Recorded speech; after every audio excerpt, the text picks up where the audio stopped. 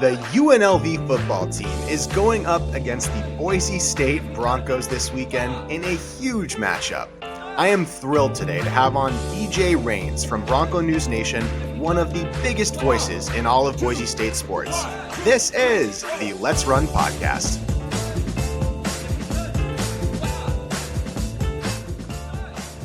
Everybody, welcome to the show today. Grateful to be joined by BJ Rains. If you've been on Mountain West kind of football, basketball, Twitter, you've certainly seen BJ's name. One of the most respected guys and a person that I've always looked up to, admired in building my show out. And so I can't tell you guys how honored I am to have him on. And I hope that you will all subscribe to BNN. His website, I will link it all in the comments of the Twitter post for this video and also in the YouTube post. BJ, thanks so much for coming on. How you feeling today? I'm doing good, Jason. Appreciate you for the kind words there and for having me on, man. Looking forward to talking about this big game on Saturday. Yeah, totally. And you know, we've had kind of our Twitter back and forths before a little bit, not a ton, but a little bit. And so it's cool to finally talk to you. I'm excited. I'll be there in Boise this weekend. I'm coming up. I lived in Boise for a year, Overland and Vista. I lived on the bench. I went to law school at University of Idaho. And so that was the 2023 season. And I was going to every game that year. So I grew up a Boise State fan because UNLV football was kind of struggling when I was a kid. And so it's always been, I've been really grateful that we've had this kind of back and forth between UNLV and Boise over the last few years. I wouldn't say back and forth. I mean, we haven't won, but every game we've played has mattered, I guess. Mm-hmm. And that's been really fun. I think that's how you can tell that a relationship between two schools is interesting and fun because each game has meant something. Yeah. And so you, by the way, you said back and forth. Like, I wish sometimes there was like a little sarcasm or not serious button on Twitter. Cause I love kind of poking the needle a little bit, and it's mostly just for fun. And like with Utah State fans, they're easy to get up. They're easy to rile up a little bit. There's a couple of fan bases where it's super easy. Utah State's probably the easiest one. New Mexico, you know, you don't have to say much to get New Mexico fans riled up at you, and then you just kind of sit there and watch the engagement. So I know what I'm doing with some of the comments. I would say most of them probably aren't super serious, and I just like to kind of have fun with it. But you know, I think that's what some of these rivalries and fan bases, and you know, that's what makes college sports fun. And if some of these fans, you know, it makes them feel better to go off on an opposing team's beat writer or whatever, then good for them. And so, yeah, now I kind of know what gets them. And so like for the power rankings and stuff, you know, and I had, you know, Boise State higher than Utah State in my preseason Mountain West poll. And it's very, very close. But I, you know, I do think we could talk about that later for basketball, but I know that when that, you know, that ruffled them the wrong way. And then sure enough, I see, you know, Boise State getting 4 votes for the top 25 and didn't see UNLV or didn't see Utah State getting any. So I can poke it back a little bit there. So yeah, I just like to have, I like to have fun with it. I think I even saw Joe Lenardi updated his bracket today and he had Boise State in and not Utah State. So I may have a tweet at some point later today about that for Utah State fans, but no, nothing. If I ever jab at anybody or you or whoever, it's more just, in good-natured fun, and everyone's, you know, doing their shows and podcasts and their work and everything. And it's, I think it's kind of what, you know, Jeff Grammer and Mark Ziegler and all these writers and media around the league are like good friends of mine. I think everybody's kind of we're all kind of one big Mountain West, at least for this year, you know, family here with you and everybody else that covers all these different teams and things. So it's all in good fun. Hopefully UNLV fans, I don't think I've said too much to tick you guys off, but if I have, I apologize and know that much love for UNLV. And I got a marketing deal with Circa, so I love coming down to Vegas, and I get down there as much as I can. And I was fighting that I know we're going to talk about later for UNLV to get in the Pac-12 because I want to keep going down to Vegas as much as possible. So I actually really, really still want UNLV in the Pac-12 and wish it could happen for mostly personal reasons. But no, love UNLV and appreciate you having me on your show. Yeah, and I think if you're going to be in this Twitter space, especially if you're going to have a show and have your face like out there, you kind of have to be willing to like take it a little bit. You have to kind of be willing to see snarky things that are going to piss you off. And I always try and actually like respond to them generally, and not just say like F you, like screw this, but I really try and like engage. And I think conversation is the coolest thing. And so credit to you for somebody. I don't think I've ever gone after you at all, really. But I certainly have strong opinions about a lot of things. And so being willing to come on the show, I think says a lot. And so just thank you again. But I kind of wanted to go over what is the kind of general mindset going on with this Boise State football team right now. I think this is a big game, but Boise State is the heavy favorite. And so what do you feel like the general mindset is of the team and the fan base even going into this UNLV game this weekend? Yeah, I mean, 4-2 is not where they wanted to be. I mean, I think the Notre Dame game, they felt like they, could have won that game, and some things didn't go their way, and that they were hanging with Notre Dame, winning late in the second quarter, and only, and had a chance on a drive to start the third quarter. They get in the red zone, penalty pushes them back. I mean, they could have been tied middle of the third quarter there. That goes differently. So they lost. They just felt like that, maybe if that game could have gone differently. And so they're frustrated about that. But I think big picture wise, obviously you go into that game as 21-point underdogs, expecting, before the season, okay, it's going to be a tough one to win. The South Florida one was the one that kind of still eats at them. They just didn't play very well at all. Just laid an egg there at South Florida and lost that game. And it looks like South Florida is pretty good, but I don't think anybody saw that game coming. So to be sitting here at 4-2 is not really where they want to be. But Spencer Danielson's never lost a Mountain West game. They've won the last two championships. Obviously, their record in conference play is, extremely good over the years. So I think they're kind of, the New Mexico game was a nice one to kind of refocus in, move past the Notre Dame game. And now they've got that out of the way and they're 4-2. I think it's, hey, still got a chance to win out, still got a chance to get to 10-2.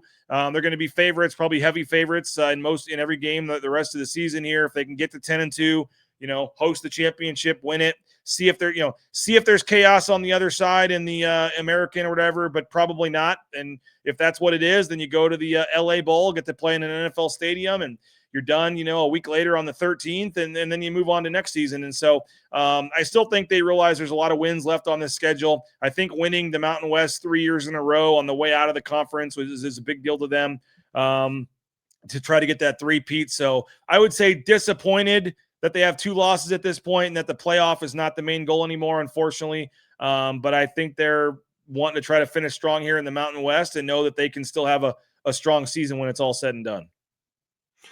Yeah, I think that's totally. I guess that is true. I hadn't really thought about it in that sense that Spencer Danielson's never lost a Mountain West game, but he won his first three in that interim season, and then he didn't lose one last year.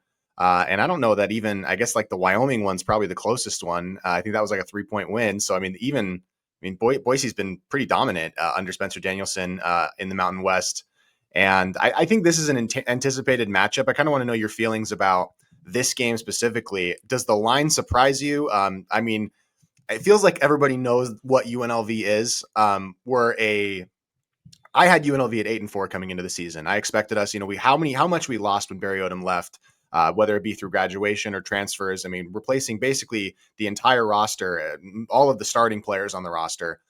So I had UNLV as a good team that could compete for the Mountain West this season, but with too many holes on the roster to really threaten being like an elite team. Does that line surprise you? I've seen it as high as 12.5. I've seen it as low as 10.5. I haven't seen it below 10 yet.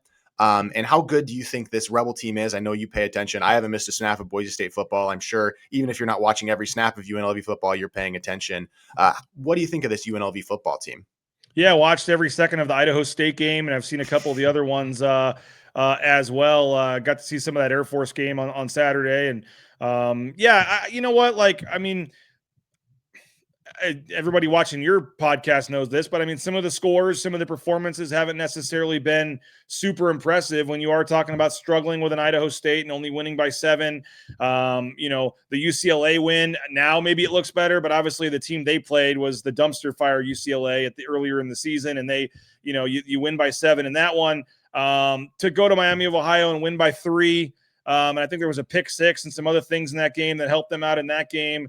Wyoming, you get 2 blocked punts, I believe it was, or that could have maybe been different. And then obviously the Air Force game, a not very good Air Force team, you give up 48 points to them. So you're 6-0, yes, but I think even a UNLV fan would admit that on paper, at least, some of the scores and some of the performances maybe, haven't been amazing. But again, when it's all said and done, you're one of 11 teams left in the country that's 6-0, and you're controlling your own destiny for playoff and all that kind of stuff. And so there is something to the trait. You got to find a way to win, and they're doing that certainly. But I don't really know what to make of this UNLV team, to be honest. When we were putting our power rankings together and stuff, we had, Boise State higher in the power rankings, and a lot of UNLV fans are, oh, you're homers, how can you do that, whatever. And then the line comes out at 11 points, and it's like, well, okay, like that's like Vegas agrees. Like, I mean, even if you give them the 3 for the home game on a neutral field, Boise State's still favored by more than a touchdown, according to Vegas. So if you gave UNLV Boise State's schedule, would they still be undefeated? Probably not. I mean, would they have one loss for sure? And who knows about the South Florida game? So I'm not trying to take anything away from UNLV. I just don't know. Like, this is going to be the first kind of, for me, real test to find out what they are about. If they come up here and win this game on Saturday, I'm going to doff my cap and say that's a hell of a team, and they're the front runner for the CFP in my mind, and that's a great team, great win. If they come up here and it's a close game, I'll still have some, respect for them, obviously, and stuff. But I mean, if it's a, and if it's a Boise State blowout, then it's like, okay, well, maybe they benefited from a weaker schedule, and they're maybe just a good team, not a great team. I mean, I'm just I think there's a lot of outcomes that are possible in this game. I certainly could see them being good enough to come up here and win. But I don't know if I think they're a good team. I'm just not quite sure yet if they're a great team. And I think we'll find out a lot more about that on Saturday. But it's just so many new players, as you said, and a new coach, and Dan Mullen talking about he's never coached against Boise State. And I'm going to have to go through the roster, but I would assume 80% of the rosters never played Boise State, or I would assume most of them have never been to Boise. And it's a sellout crowd on Saturday afternoon game. Like, I would suspect that, this season, at least, this will be the most hostile atmosphere crowd that a lot of these guys have probably played in this season. I know a lot of them are coming down from Power 5 schools and have played in big time atmospheres and things in the past. But in terms of this season, this team, I would assume this is their biggest challenge or test yet. So my long answer to your question is I don't know yet. I think they're a good team, and they're undefeated, but some of these games have been a little closer than you would have expected, but they are finding ways to win. So I like what I'm seeing from the quarterback. I mean, there's a lot of pieces to like, but I also want to see him play a little bit better competition to have a better idea on that. And I do think this will be a big test for them, and we'll know a lot more about UNLV come Saturday. Yeah, I think that's the right take. I was on with Bronco Blameyer last night on his live show, and I had, I think if you play this game 100 times, I was incredibly impressed with how good Vegas is at getting the lines of games right, because it was like Boise State 21.5 or 21 points at Notre Dame, and it was like a 20-point victory for Notre Dame. And so, like, Vegas knows what it's doing with these lines, and it's not always right. Like, it had Boise State favored against USF, and obviously we saw how that game went, although there was kind of some weird things in that game too. But I think if you play this game 100 times, I think that 12 to 14 point score is kind of the most common score. I ultimately came down. I think this is going to kind of be a bad showing for the Rebels. So I have UNLV losing this game 48-21. We were doing our keys of the game with Bronco, and I was like, I think key number 1, can the Rebels score 49 points? Because I think that the Boise State scoring 48. And with this Rebel defense on Saturday, I mean, we were literally quieting down so that Air Force could have as good of a chance to score as quickly as possible, so that we could get that UNLV defense off the field and get UNLV's offense back on the field. I kind of wanted to ask you about the quarterback battle between Anthony Calandria and Maddox Madsen. I think you could make a pretty good case that Anthony Calandria, as an individual player, especially considering how porous the defense has been the most impressive quarterback in the league, at least through 6 games this season. You could make that case. I think a lot of people would. I would. But I kind of want to know what your thoughts are about this. And obviously they're not playing each other directly, but where Maddox Madsen sits right now and where Anthony Calandria sits right now, kind of your general thoughts about both players. Yeah, I mean, certainly Calandria has the better completion percentage. I think he's over 68%. Maddox is down at like 61%. It's 11 to Maddox Madsen has 11 touchdowns, 5 interceptions. Calandria has 10-3. If you go by ratings and things, Calandria has the better rating. Maddox does have more passing yards per game by about 30, I think it is. But, I think, again, something also goes into it, finding ways to help your team win. And that play he had at the end of that Air Force game was a tremendous play, and obviously was a huge play for them winning that game. So I think Maddox, it's funny here in Boise, like there's people wanting him benched this week, right now, and it's just he was the preseason player of the year. Is he playing at the preseason offensive player of the year level? No. Part of the reason he was picked for it is there weren't a lot of obvious candidates just based on who was coming back. But I think it's two good quarterbacks. I think Maddox, their two losses, they've only scored 7 points, and he hasn't played particularly well in either of their two losses. But in the wins, he's played, very well. I mean, he was, over 200 yards passing, 2 touchdowns, no interceptions against New Mexico. This is going to be another big test for him. But yeah, I think if you're ranking him right now, I think you probably would put UNLV's quarterback ahead of Madsen in terms of quarterback rankings right now. Yeah, and I don't think that Maddox Mats. I see Boise State fans. I talk to a lot of Boise State fans, and I'm always just like, guys, you guys remember how good he played against UNLV last year? And in both the games, honestly, he was outstanding. He was Ashton Genty obviously was the engine, but he made key plays and pivotal plays where UNLV and Jackson Woodard and that linebacking core was committed to Ashton Genty stopping the run. And Maddox, we had pretty good coverage, one-on-one coverage, with pretty good coverage, and Maddox made awesome throws to really kind of close out those games in both of them. And so I think Maddox is a really good player. I think the way that Prater described him as like a great, certainly good enough to win every Mountain West game he plays, maybe not an elite quarterback. I think that was a really fair analysis of him. And I'm excited for the matchup this week. I'm excited to be up in Boise. Are you guys doing your live pregame show from somewhere specific like you usually do? Yeah, we'll be at the James Kitchen and Bar. It's a bar right across the street from the stadium. It's got a rooftop patio.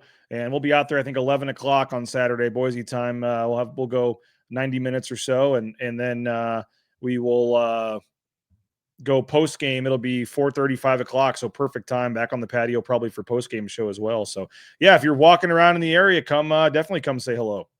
That's the plan. I was planning it because I also watch you guys a lot, so I think it's important. I watch everything that every Mountain West team puts out, and you guys put out the most content out of any Mountain West team, and so I just can't get enough of this stuff. So I'm definitely excited. I'm excited to be up there. I can't wait for this game. I wanted to talk to you briefly before we kind of close this one out about kind of the conference state, about this whole, I've talked to a lot of people about this. I've never talked to you about this. And the split between the Mountain West and the Pac-12, the general nastiness of it has been not surprising really to me, but I feel like it's caught a lot of people off guard how nasty it's gotten.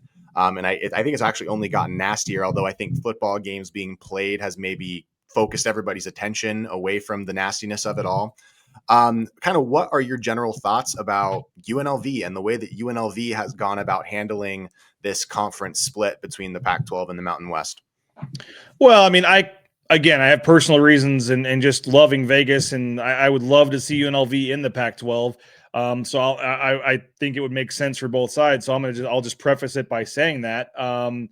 But I know they had their reasons. There was financial reasons for them to want to take that money, and they were in debt and get out of debt. And it was an easy, quick way to fix some financial problems. But I do think long-term UNLV probably made a mistake. I do think that. I mean, you can't tell me. And I know Oregon State, not good in football right now. Totally get it. Washington State, like, you can say what you want about what, Texas State coming in. You can say what those 8 schools are going to be from a football standpoint. Certainly adding Gonzaga for basketball was big. Having San Diego State, Gonzaga, some of these other basketball schools. I mean, I do think you could make I think it's a solid league, but I do understand on the football side, yes, Oregon State, Washington State, maybe especially Oregon State, maybe haven't panned out how you thought they would, but you still can't tell me that, and no disrespect to, is it UTSA and some of the schools UTEP. that are some of the joint schools that is it UTEP? Okay. Yeah. And some of the schools, I saw their crowd, they had 7,000 or 8,000 the other day at their game. And some of the schools that they're adding to the conference,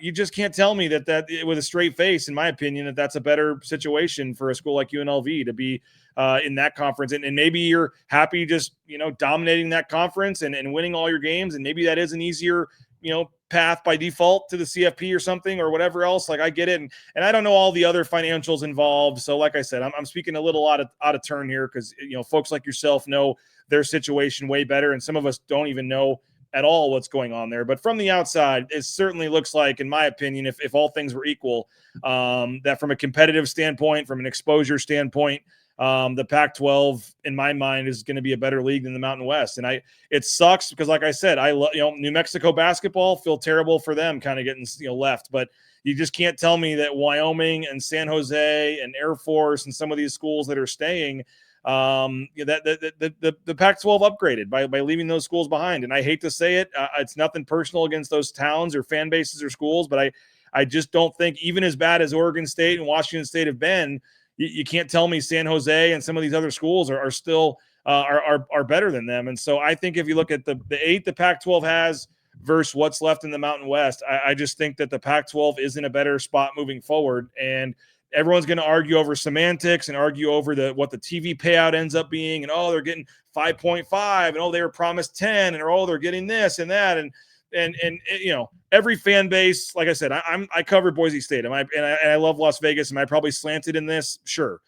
Is UNLV going to be trying to say, oh, we made the right choice? Yes, because you're going to hype up the Mountain West. Like a lot of those, I get it. I understand it. And that's what you're getting with the nastiness. Some of the people just trying to laugh at Gloria Nevarez every time she puts a statement out or do this and that back and forth. Oh, and everybody wants to have it to justify what their team is doing, where their team is going. That's going to be the angle that they justify. And I think that's even like when I know you said get into it, but whenever that's, I think where our kind of differences maybe have come at times over this whole deal, because if you're a UNLV person, I get it. You want to say they made the right choice and it's better for them and they should be in the Mountain West. And because what else are you going to say? That's where you're at. Right. So I get it. I understand it. And I could be dead wrong. Cause like I said, I don't know a lot of the financials, but just looking at it from the outside, with what's left in the Mountain West, and nothing against Northern Illinois football. And there's somebody else they added that I forgot. UC Davis and all non. Who else did they add in football? I know it was just Northern UC Davis Illinois. was non-football. It was just Northern Illinois and then UTEP for football, and then Okay. UC Davis is planning to transfer up to Division I football, but it's not going to happen until 2028. So and the Grand Canyon get was nice. I mean, they're good for basketball. I think Grand Canyon's a solid addition for basketball. And like I said, I'm not trying to sit here and crap on the Mountain West. Like a lot of the people that work in the offices there, love the Mountain West cities. I wish there was. I mean, frankly, they should have just had Oregon State and Washington State and just merged somehow with everybody. I mean, it would have been the easiest and thing that made the most sense. I get it from a financial standpoint. I mean, the fact that you're ruining the Mountain West essentially, or what was the previous version of the Mountain West that got 18 teams in the NCAA tournament the last 4 years and got a team to the college football playoff. And you look at what this league was for Oregon State and Washington State to just want to make this extra money and break this thing up. It really is sad and disappointing, and I hate that it's happened this way. I love going to, like I said, the Pit for basketball and going to the Air Force Academy for a football game. And not sure what I can stay with a straight face about Laramie, but I like Sundance Wicks, great dude. I do love the Born in Born in a Barn, the wing place there in Laramie. I mean, there's every town it is what it is. And like I said, I've been here covering Boise State for 13 years, and so I came in right when San Jose joined and right when the kind of new version of the league is. So that's kind of all I've ever known, and it's really disappointing to see it go the way it is. But with that said, I think. I would have liked to have had UNLV in this league. They would have made the Pac-12 stronger. And I think from UNLV's perspective, in my mind, if there wasn't this initial quick financial gain, I think they would have been better off in the Pac-12 myself. But I don't know. What is the general sense down there that they're better off? They're going to dominate this league and it's going to be great, or is it quietly a lot of folks wishing they were in the Pac-12? So I absolutely disagreed with UNLV's decision not to go to the Pac-12. I wish UNLV was in the Pac-12. I was definitely among the only people really in town, because I feel like our media kind of just bows down to the school a little bit down here, and Gloria Nevarez got her teeth in our media pretty quickly, giving great interviews. So the RJ, the Review Journal, the Vegas Sun, everybody was kind of just supporting UNLV, and I felt like I was beating my head against the wall, being like, guys, it's really stupid to have two conferences like this on the West Coast. There are not that many Division I football teams on the West Coast. And so having two kind of smaller, I'll tell you, when Boise State made the decision to go to the new Pac-12, it was not to be in an 8-person conference with Texas State as the only ad, and to be geographically isolated with scheduling difficulties. Especially, I think, when you look at a school like USF and the schools in the American that the Pac-12 was trying to lure, I don't think the Pac-12 did a good enough job trying to lure those schools. And certainly as Boise State was walking off the field at USF, do you think that, the USF group was sitting there being like, that school's spending millions of dollars on exit fees and lawyers instead of investing in their student athletes? And that's who we're competing with right now. I think that the American schools look at this massacre happening on the West Coast and are saying that's an opportunity for us to be the established fifth best conference in college football. And these are schools wasting millions on exit fees and lawyers instead of spending that money on their student athletes. And yes, I get it, traveling to Laramie and traveling to San Jose, because that school, just all they do is shrink their stadium, and traveling to Hawaii especially can be really difficult. And the travel of this West Coast, but geography is what it is. And so I think the American schools have really taken this kind of and said, yeah, we're going to be the fifth best conference, and we're going to spend, and we're going to be better than the new Pac-12. And we're certainly going to be way better than the new Mountain West. And it sucks seeing your school remain in a weaker conference for UNLV. But, I look at it, and even though I disagree with the decision, like joining the new Pac-12, having the money being withheld from them, like it's being withheld from Boise State, would have crippled. Like, I don't think UNLV could have done it. I mean, they could have done it, but it would have crippled their forward progress as a university.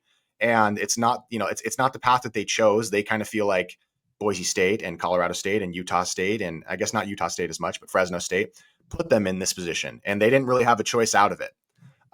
And so I disagree with it. I think if UNLV would have left the Mountain West, I think Air Force would have bailed to the American, and maybe New Mexico and Reno or something would have been picked up by the Pac-12, and you would have what should have happened in the first place, a reversed merged conference where Boise State, Colorado State, San Diego State, and 8 or 9 Mountain West teams said, we're going to abandon the Mountain West and join the new Pac-12. And then you would have had, instead of 2 zombie conferences, 1 12 or 11 member conference in the Pac-12, and then the remaining schools would have been screwed over, to be honest with you. I mean, and that sucks.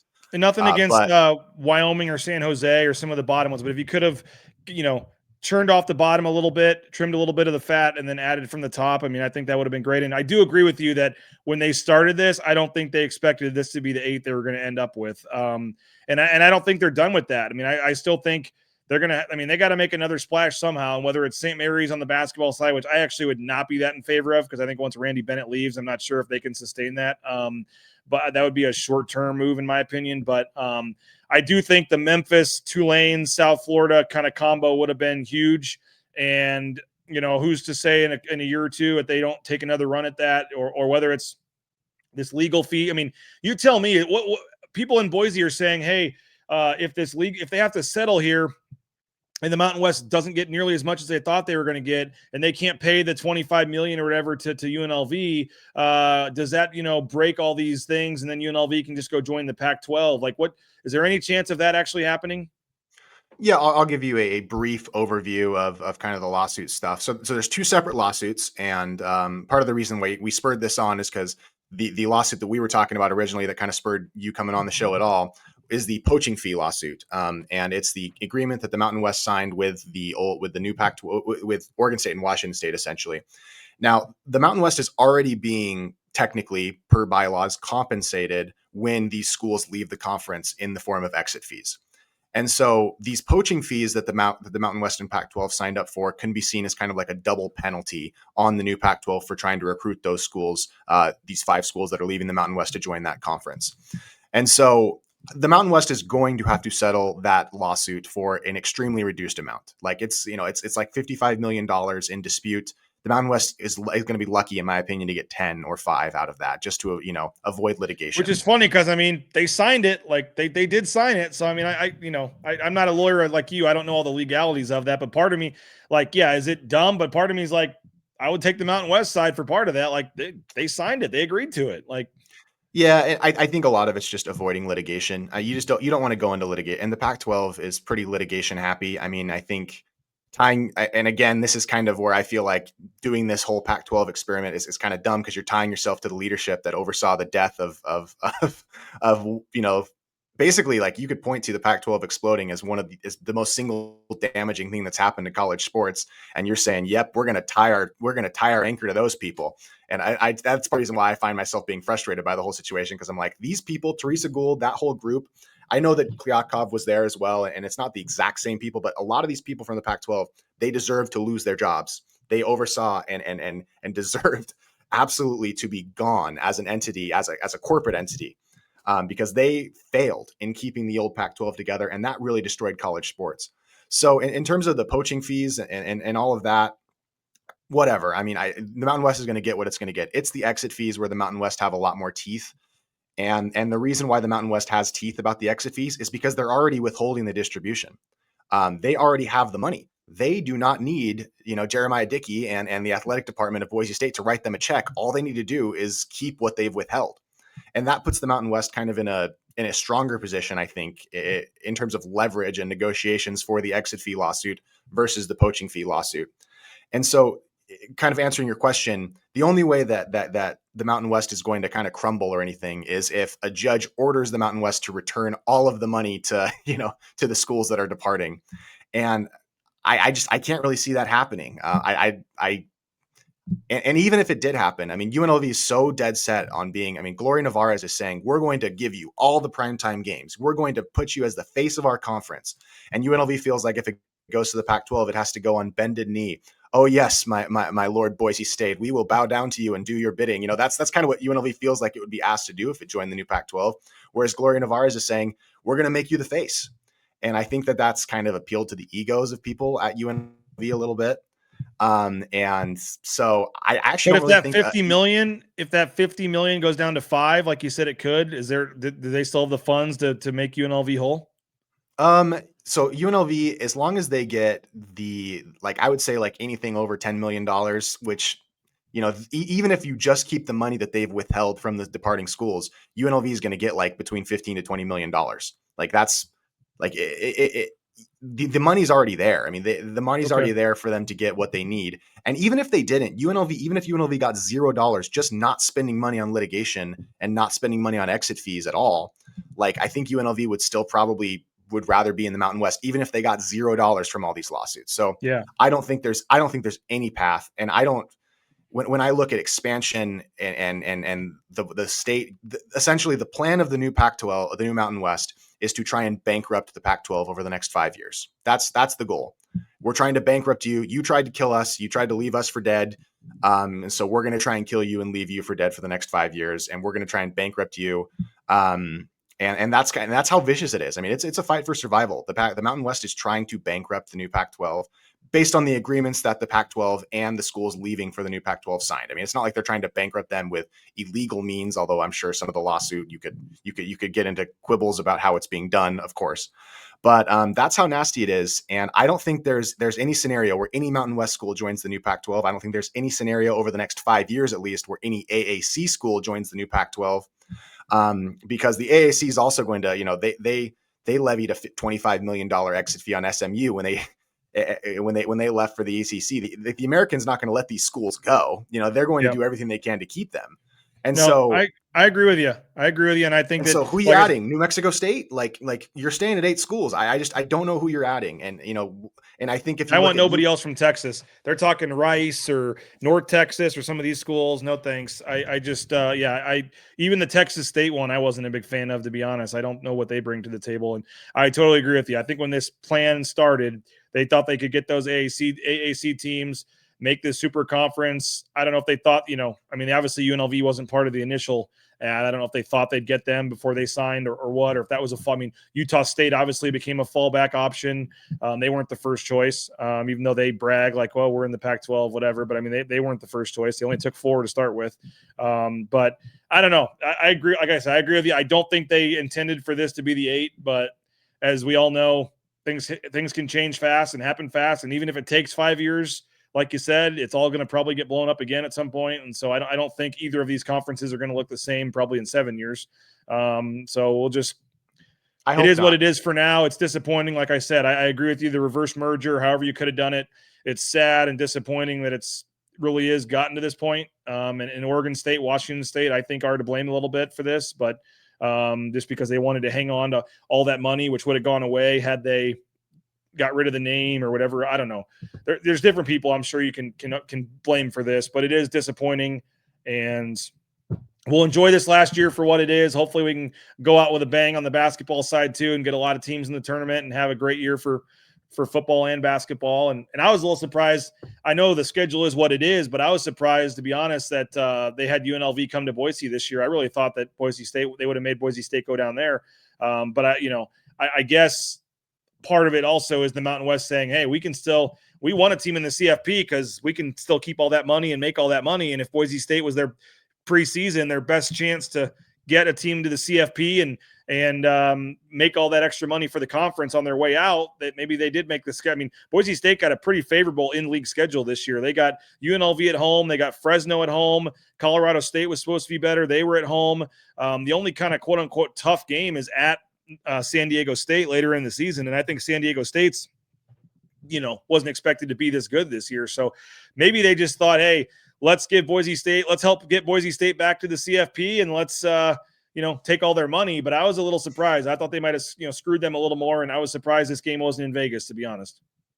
Yeah, I mean, it is what it is. I think that the conference knows, and this is something that I also kind of think Boise State's unique in, and all of the schools leaving for the new Pac-12, is that, Boise State already proved that it can reach the highest levels of whatever G5 means. They didn't need to move conferences to be a college football playoff team. They already arrived long ago.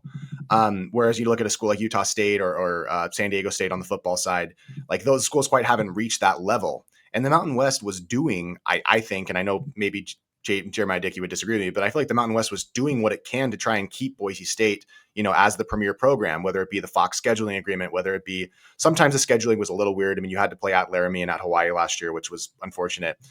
But I do feel like the Mountain West really wanted Boise State to be its premier and flagship program. And going into this new Pac-12, are they going to be trying to prop up Oregon State and Washington State a little bit more so than, in terms of favoring a school? I don't know. But I think that I will kind of close it out here. I'll give you some time for a closing thought. I just think it's unfortunate. We shouldn't have two zombie conferences in the West Coast. I wish that there wasn't animosity. I wish that it was one conference, to be honest with you. I mean, I totally understand. Traveling to Laramie sucks. Traveling to Hawaii sucks, especially on the basketball side. I mean, this made so much sense for the basketball. And I think, JD Wicker at San Diego State and some of the people on the that are a little more basketball oriented really see the upside of this. But football is the butter that bread, it breads the butter, or butters the bread. Sorry. And I think football wise, it just seems, even if it's an improvement, you're not being judged, in the college football world at the end of the season. They're not going to look at the new Pac-12 and say, well, at least it's better than the new Mountain West. You're competing with the American. The measure of success is not, are you better than the new Mountain West? The measure of success is, are you the best G5 conference? And yes, you have some really good things going forward, including, and most importantly, Boise State as a football program.